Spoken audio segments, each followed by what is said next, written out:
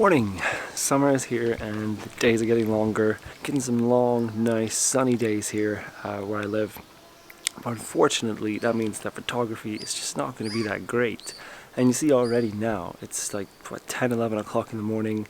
Already the sun is quite high, it's hitting my face and it's creating these awkward, like, bright spots, dark spots, high contrast.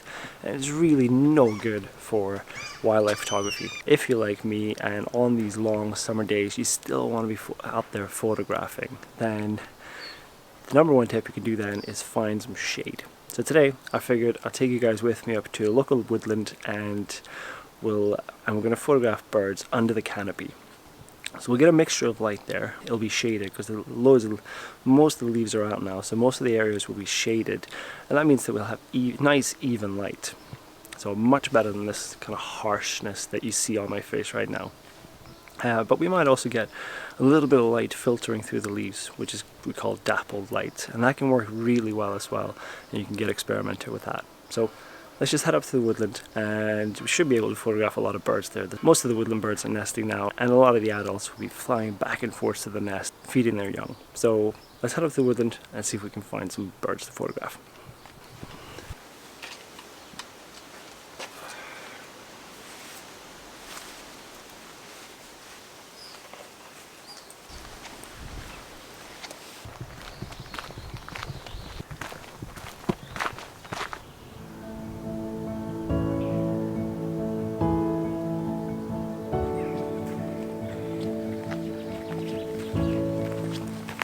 Stepping into the forest here, you can see that it's very different light in here.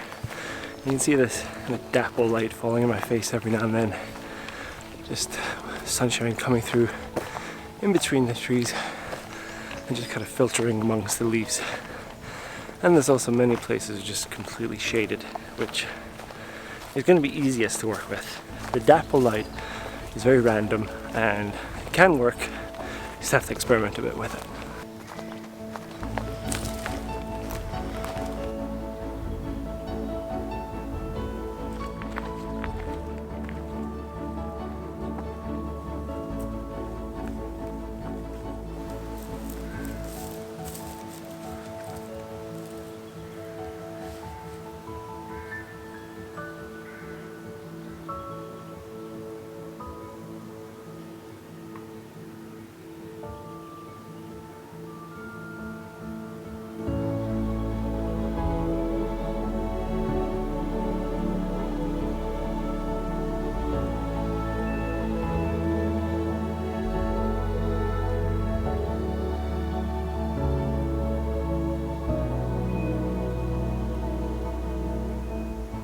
So I've come across a little cold tit nest. It's just next to this tiny little bit of an old tree, I think. So it's underneath there, and you see these cold tits coming back. It's just a little bit of food, some bugs that it's caught in its beak. Then it lands in some of the branches here, and then it dives in. Then it just flies right back out and goes to get some more food. They have to get a lot of food for these young ones to survive. Now, when you found a nest like this, it's important not to go too close. If the bird is standing on a branch with the bit of food in its mouth and it's just calling, and doesn't go to its nest, you're probably too close and you should back off a little bit. It doesn't really want to show you where the nest is. It doesn't really want to go in there when anybody's about. So it's important to give it a little bit of space so that they just continue doing the normal behavior and you don't disturb them. But this is great now. I found this one here and they're going to be back and forth again and again. And I can try and figure out which branches they land on and see if there's some good light on it. Some of these branches and leaves here, I see a few of them have very harsh light on them. There's direct sunlight getting through the leaves.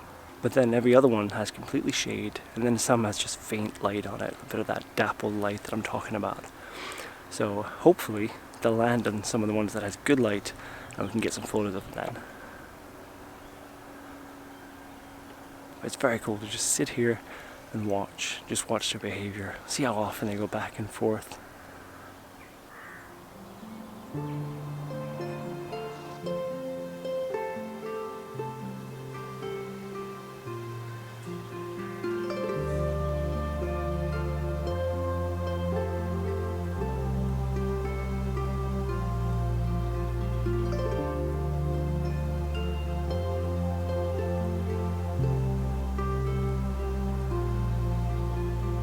So I found a couple of branches close to the nesting hole where I really want them to land. There's some really, it's a nice light, and there's some really nice oak leaves as well, on thin branches. Now it's hard, it can be hard to get focus on and pre-focus on these branches because they're very small and thin. But very often there's something bigger nearby, so very often I'll just kind of quickly get autofocus on a tree nearby, and then go over, and then it's very close, so then it will often catch the small branch. So I'm kind of ready in that area. Of course, it doesn't always jump where I want it to. Most of the time they don't. I have one particular branch that looks amazing. If one of them lands there, it would be an amazing photo. But most of the time they land on something different, very often a more bare branch, which isn't that nice, but it's still good. Another tip for getting the focus in like that is that's one of the reasons why I shoot back button focus, because then I can just quickly manually focus to get close, or to actually focus on that little branch, just because the autofocus might not be good enough. So they come back a couple of times, and I got in one good shot. I got in one good image that I'm happy with. But there was no other oak leaves around, and I think that really can complement the image. So I'm waiting for more of that, and hopefully we'll get a few. But this is a nice little place. I feel like I don't really need to go anywhere else. I can just hang about here, wait for these cold tits to come back, and hopefully get some nice images of them, and some nice behavioral images as well when they're coming back with food for the little ones in the nest.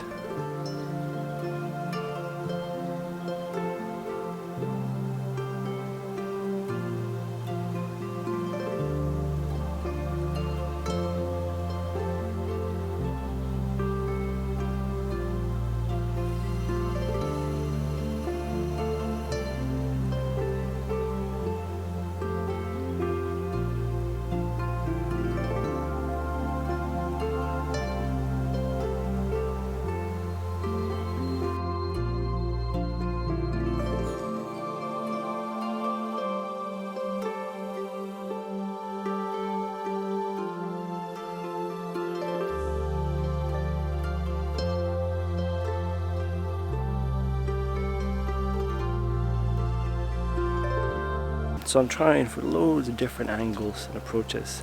I tried a little bit with Pro Capture as well, trying to capture them as they fly out of the nest.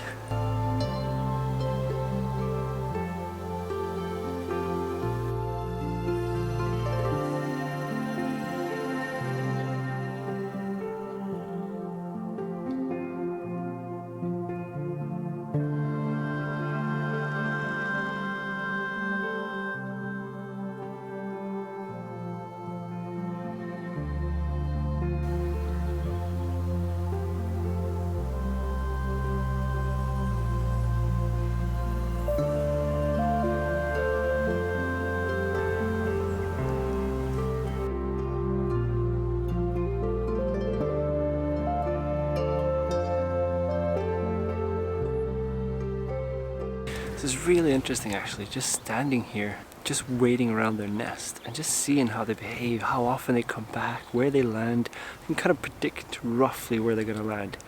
And it's not ideal, it's not exactly where I want them to land.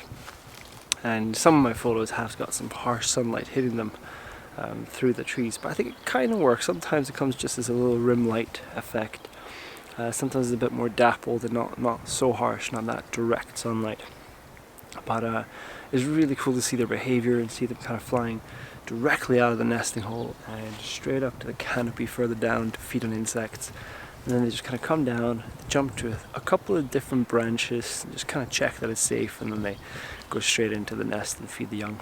So it's really cool to just see the behaviors in action. I'm really enjoying just being out here, even if I'm not getting any good images. But I do think actually I got a couple that I'm happy with. And really fun to experiment with the Pro Capture, trying to photograph them as they're flying out of the nest.